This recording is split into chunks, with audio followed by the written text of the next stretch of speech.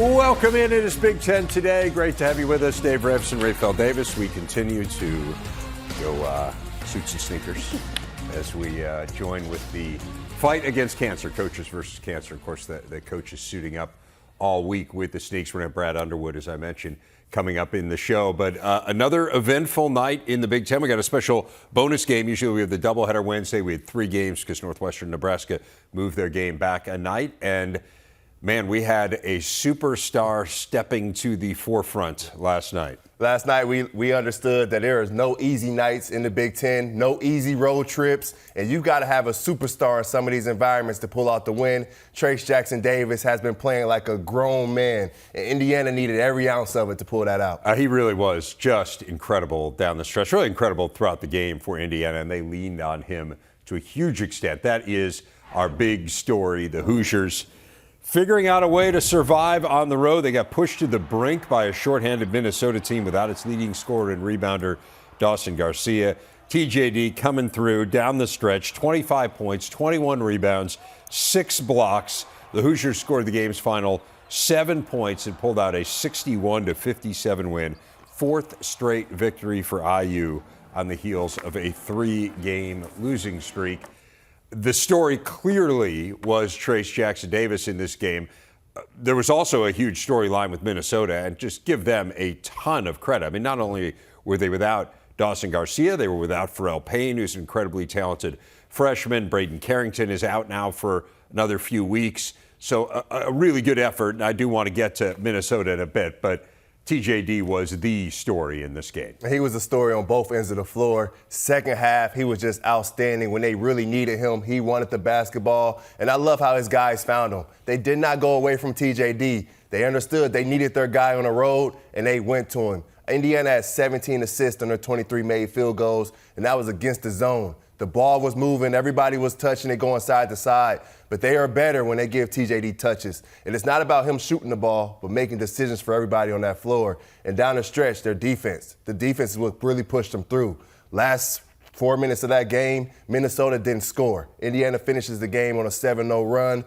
They understood how to win that game, and they did it with their dog. Gophers missed their last 11 shots, and that has been the theme, really, for Indiana. Last year, we talked about it. They were number 1 in the Big Ten in defensive efficiency.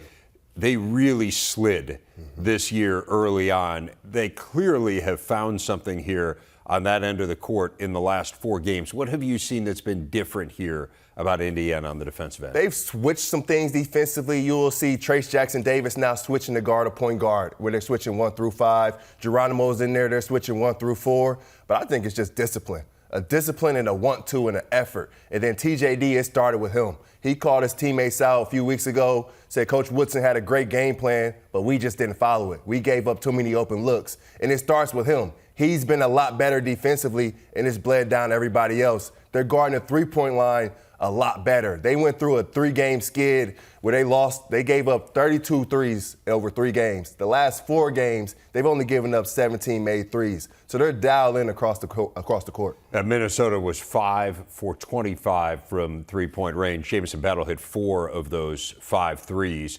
He really gave a yeoman's effort in this game. I do want to, before we shift to the other 2 games, I do want to just heap some praise on Minnesota. I mean, this is a really difficult spot. Obviously, they're in a bit of a rebuilding mode right now, year 2 under Ben Johnson. They got a great recruiting class coming in they feel really good about, including a 5-star center from California. They got Cam Christie, who is coming in from suburban Chicago. So I think they believe they're going to turn this thing around pretty quickly.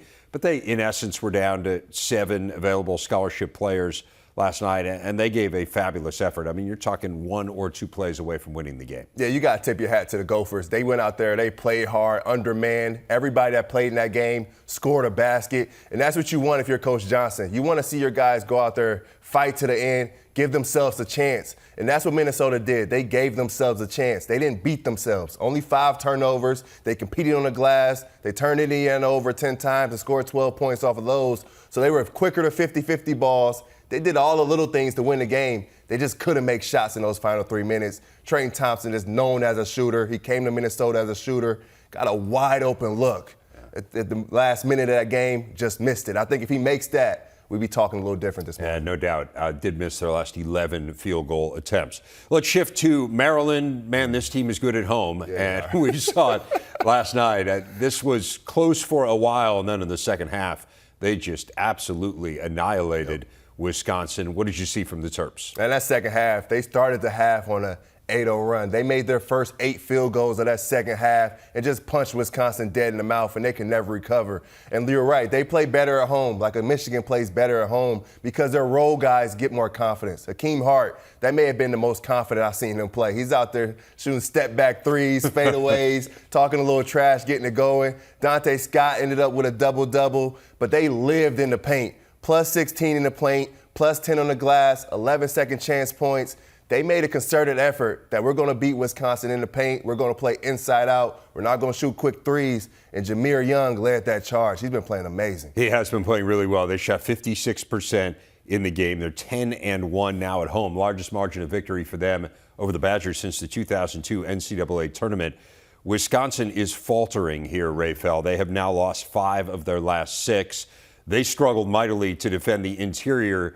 That's unusual for them. I mean, this is a team that has kind of hung its hat on its defense, and defense has been pretty good this year. They're without Max Klesmit still, who's a really good one-on-one defender, so I do think it's important to mention that. But offensively, they just don't seem to have any answers. They're under 40% from the field. What have you seen there? Why do you think they're as stagnant as they've been? They just struggle to get by people. You look at Chucky Hepburn, even when Klesmit's in there, Davis, they don't break guys down and get by them and make plays for other people. Chucky Hepburn, I think, has got to get in the lane, make plays for others. Sometimes Wisconsin is just swing, swing, swing, bad jump shot. And sometimes you need a guy to get in the lane, play off of 2 feet, kick out 3, get other guys in rhythm. It's too stagnant, it's too many jumpers. Somebody's got to be able to get to the basket. But when you're on the road, Chucky Hepburn, he can't take 3 shots. He's 1 for 3 from the field. He's got to be more aggressive in those tough environments. They are just 2-4 on the road. They're in the midst of a stretch of 5 of 7 games here away from the Kohl Center. They have a huge one coming up Saturday at home against Illinois. They got to figure out a way to get right. You're playing an Illinois team that has been red hot. So that is a difficult assignment. But again, we know how difficult Wisconsin is to beat in the Kohl Center. So we'll see whether or not the Badgers can get things going. A game that will be played, that you can see rather, on Fox. Northwestern went to Nebraska, second game in 3 days. And we should mention second game in 3 days for Wisconsin as well. So they had to play on the 1 day's rest. Northwestern had to do the same. The Wildcats, frankly, looked a lot fresher than Wisconsin did. Nebraska got off to a great start. Keisei Tominaga hit their first 12 points. He was bombing away. Chris Collins afterwards said it was like a horse game between yes, it was. and Ty Berry, who was ridiculous. He had 21 in the first half. But ultimately, Northwestern, the end of the first half, beginning of the second half, just put Nebraska away. What did you see? Guards make you go. You see Tominaga, he got hot. That rim turned into the ocean for him. Anything he put up was going down. And Ty Berry got going. And those guys, you were right, played a horse game that entire first half. And then Ty Berry, he got cold. And what happens in that second half, who else steps up? Chase Audige goes on a tear, 15 points in the second half. He stepped up in a big way. But then Northwestern, where they've been hanging their hat all year long, is their defense. They forced 16 turnovers, get 22 points off of that, 13 steals in the game. Boo Boy gives you 17. That trio of guards is really, really good, and it's why they're having a really good season. But I think Chase Audige, on the defensive end, he's been special, taking guys out of games. They were really have been, a little shorthanded all year. I mean, they only have 10 scholarship players on the roster. One of them is out for the year, the freshman Luke Hunger. They were without Julian Roper in this game as well. The hope is that he'll be back in the not-too-distant future. But some other guys really stepping up. And again, give Northwestern a ton of credit. They're now 5-3 in the Big Ten. They head home to take on Minnesota. They've got 3 conference road wins, Raphael, and the only other team that can make that claim is Purdue. Yep. They've been big time on the road, and that's what we said last year. They were better at home, but now they're able to take this show on the road. And I really believe it's the play of Boo Buie, Chase Audige. When you have 2 veteran guards that know how to play, that you don't have to worry about turning it over, that's going to take good shots, you give yourselves a chance. And then you see in that first half, we've seen Boo Buie, we've seen Chase Audige take bad shots, especially when they have the lead to start hooping. But they made an effort to find Ty Berry. They found the hot hand. So when you have mature guards that know how to play on the road, I think Nicholson is a big plus. He kind of bottled Derek Walker up a little bit in that first half. They're tough, they're gritty. They play defense as hard as anybody in the league, and defense normally travels. Yeah, give them some credit. Titus Verhoeven had that game against Wisconsin where he played 5 minutes and fouled out. He did a nice job Yes, he did. Against Derek Walker, and Chris Collins was mentioning that after the game last night. Mentioned Northwestern 3-1 on the road. I talked about this last night and on the big show. 3-1 on the road in the Big Ten, second time in 6 years. So you say, well, it's not that big a deal. It's the third time in 85 years they have started 3-1 on the road in conference play. So I would say it actually is kind of a big deal. Suits and Sneakers Week underway throughout college basketball. Coaches helping to spread awareness this year of the importance of cancer screening. It's the Set the Screen campaign. You can learn more about how early detection can save lives. Visit coaches.cancer.org. Brad Underwood, one of the many coaches throughout the country donning the suits and sneakers this week, drawing attention to Coaches versus Cancer. The Illini head man, part of the CVC Council, one of the driving forces behind a group that has raised $145 million for cancer research over the last 3 decades. And Brad Underwood joins us now. He is today's big interview. Coach, appreciate your time. I mentioned how involved you have been with CVC. Why is this a cause that has resonated with you to the degree that it has? Well, it's not very often that we get to give back, and I think one of the things that I became a head coach a little later in life, and I think one of the things that I've always looked to do was figure out, okay, how can I give back? And obviously I had familiarity playing at Kansas State with Norm Stewart. Coach Stewart got Coaches versus Cancer going. And then Lon Kruger being a K-State alum and obviously a great coach and president of our national council. Lon started a golf event in Las Vegas, and from that point on, I've been, both feet in committed. It obviously impacts so many people that we know, and it started out as it impacts somebody in your family or close to you, and now it's so many different stops along the way for me, and whether it's donors, friends, people you've worked with, it's in everybody's life, and it's just time to put an end to it.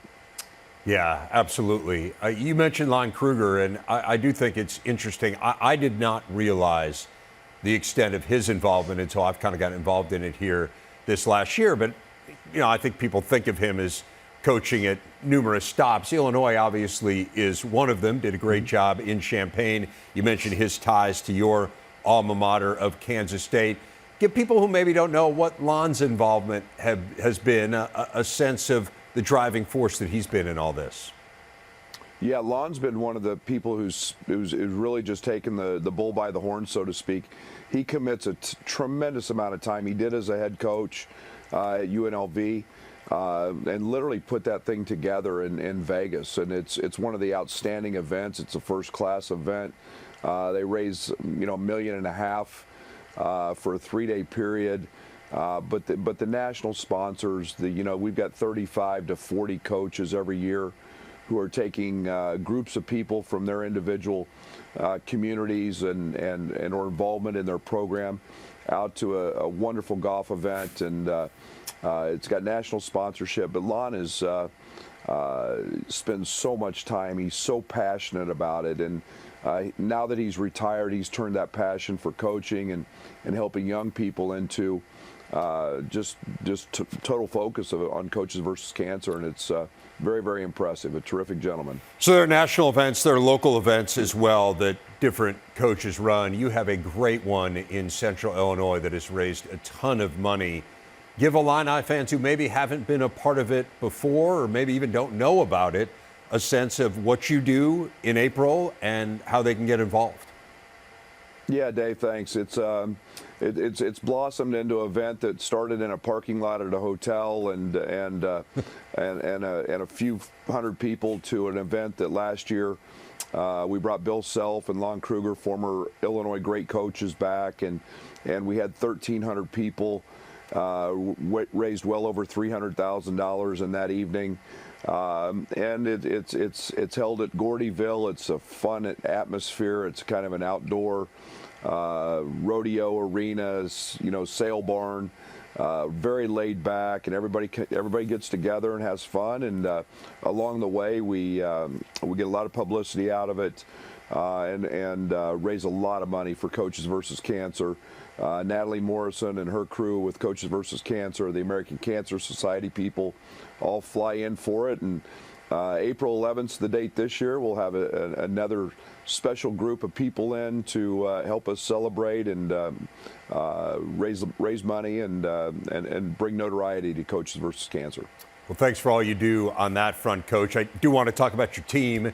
You're really playing well here. You've won 5 of 6 after starting 0-3 in the conference. I guess the simple question here, Brad, is what's changed? Yeah, a lot. I think, people forget we've been, we're the 3rd youngest team in Power 5. There was going to be some speed bumps. There were going to be some ups and downs. We've relied very heavily on 2 transfers, Terrence Shannon Jr. and Matthew Meyer. In the game we lost at Indiana, they played great, but a game that Matthew was sick and didn't score and played very little. But we've gotten consistent on the defensive side. We've juggled our lineup a little bit, and at the end of the day, we've been a little more consistent, not turning the ball over as much, but we've really been guarding. It's interesting, Coach. I had your game against Penn State, as you know. That game did not go particularly well, and you were pretty open about the issues within your team after that game in the news conference. You were the same way after the Northwestern game, talking really openly about the fact that this team didn't really know what it was doing on the offensive end. I'm curious, particularly when you have a young team, as you said, and then you have some new faces as well, and you're trying to get all these guys on the same page. How do you know the right buttons to push? Because it seems like you have really figured out the way to push the right ones with this group. Yeah, and you had us obviously in the Penn State game, and we were coming off a huge win in the Jimmy V against Texas, and yet, we weren't playing right. We weren't playing hard enough. We weren't, it was kind of a fool's gold, and we knew it was going to catch up to us, and we had to clean some things up. We hadn't had a ton of practice time. That's helped us over Christmas break as well, just to define roles and get guys right. But, and I had to, step in and help in the leadership role. I haven't had to do that for the last 3 or 4 years. We've had a lot of veterans. This group needed a little different version of me. We needed to clean some things up and change some things. And, we finally got that right. We started to get that right over break. We've seen a very consistent Matthew Meyer. We've seen a very consistent Terrence Shannon. And our freshmen are growing up and understanding their roles and identities, and it's been a big help for us. How much of it has been X's and O's, Brad? I mean, I know you changed a significant amount of what you do. How much have you changed here on the fly in terms of approach on both ends of the court? A good amount. We were switching early. We were pressing. It still can be very good for us. It's still in our bag. It's something we haven't totally done away with. I think it's, as the season progresses, it's something we can get back to. But with all the switching, we just quit playing hard. We've not done as much of that. And then offensively, we became very stagnant. We were an isolation team. That had very little ball movement. Our assist totals were way down, and so we've had to tweak some things on the offensive side as well to better suit this team. And the insertion of Dane Deja in the lineup, sliding Coleman Hawkins away from the 5, moving him to the 4 has helped a little bit. So we've made some pretty significant changes midstream. You and I were talking actually this summer at the CVC event, and you were just telling me how different it is now, kind of in a non-value statement, but just, hey, it's different because there is more of a transitory nature to this game, that players are transferring in and out more than they ever have. How does that impact team building and getting your team to the point where you want it to be, given all the new faces that you can have from year to year? Yeah, and Dave, I don't think we're alone there. I think you look around college basketball, and I think you see the trends the upsets, the inconsistencies, and that's part of it. I mean, you know, we just brought 2 players in at semester. We had open scholarships. You look at the fact that Luke Goody, a player that is one of our 3 guys who's actually played in a game, has been out since our scrimmage, you know, in October. So we were relying on Coleman Hawkins and R.J. Melendez. R.J. was a guy that was you know, played a little bit and again missed a chunk of the season toward the end last year with appendicitis. So we're really a brand new basketball team, and it's more fighting for your culture than the X's and O's. And you know, I think we've been our culture's allowed us to win, and I think we lost some of that identity. A lot of new faces to get dialed in on that. Matthew Meyer, a grad transfer. Terrence Shannon's been in a system for 3 years. So, you know, I think it was just a matter of getting those guys up to speed, and we knew there'd be speed bumps, and now we've kind of settled in as to who we are. I really love your freshmen, Coach. How have you seen this group come together? Yeah, they're mature. I love the maturity of this group, and you know, they've had to play. You know, we had a couple years ago, you know, we had a young man in our program that I think was one of 2 starters next to Hunter Dickinson of every game in the league. Now you see a lot of freshmen having to play, and you know, we've got a stoic group. They're kind of emotionless. They have no fear. They're a group that has had a lot of success. They've had ups and downs, there's no doubt, but as a collective group, I enjoy them. They're terrific human beings. They work really hard. They're about us. They're about our culture, and they've been able to flip the switch quicker.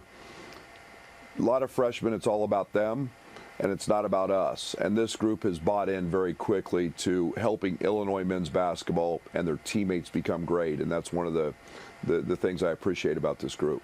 You mentioned Luke Goody briefly in passing. How close is he to coming back?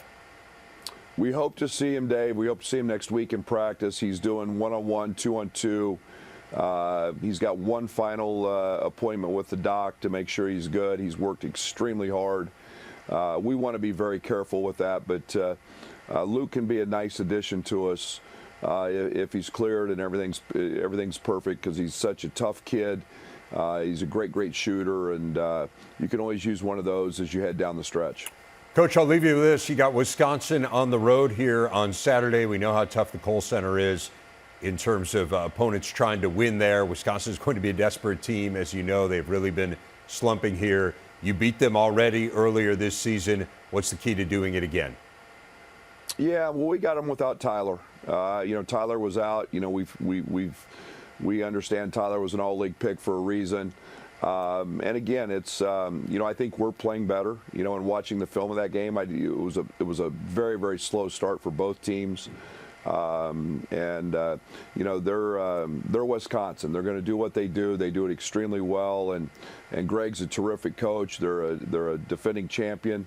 A lot of those guys know what it takes. And you know, we expect nothing but a hard-fought game in Madison on Saturday.